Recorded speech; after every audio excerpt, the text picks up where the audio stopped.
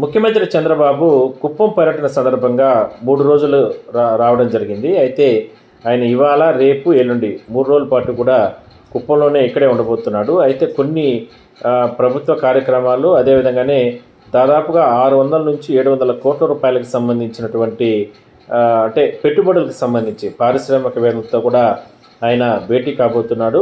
అయితే ఇవాళ కుప్పంకు చేరుకున్నటువంటి ముఖ్యమంత్రి ఆయన కొన్ని అభివృద్ధి కార్యక్రమాల్లో పాల్గొన్నారు. అదే స్థాయిలోనే కృష్ణా జలాలు కుప్పం వరకు రావడం జరిగింది.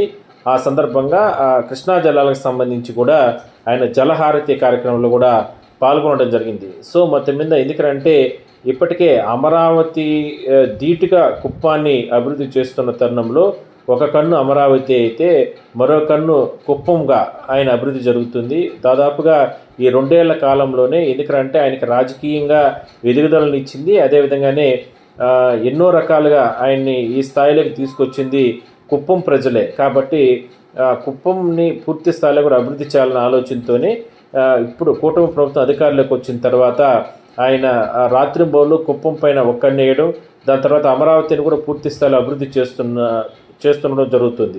సో మొత్తం మీద మొత్తం 3 రోజుల పాటు కూడా కుప్పాన్ని అన్ని మండలాలకు సంబంధించి కూడా ఒక మోడర్న్ ఉన్నటువంటి ప్రాంతంగా దాన్ని తయారు చేస్తున్నారు. అది విద్య, వైద్యం, మరోవైపు మౌలిక సదుపాయాలు, మరోవైపు రోడ్ల నిర్మాణాలు కావచ్చు, అదేవిధంగానే పారిశ్రామికంగా పెట్టుబడులు పెట్టే విధానం కావచ్చు, మరోవైపు వ్యవసాయానికి సంబంధించినటువంటి రైతులకు సంబంధించి కూడా అంటే సాంకేతికతను అందిపుచ్చుకునే విధంగా కూడా అక్కడ డెవలప్మెంట్ అన్నీ కూడా వీటన్నిటి కూడా ప్రత్యేకంగా దృష్టి పెట్టడం జరిగింది. ఈసారి మాత్రం ఆ విధానాలన్నీ కూడా మరింత స్పీడప్ అందుకునే అవకాశం అయితే ఉంది.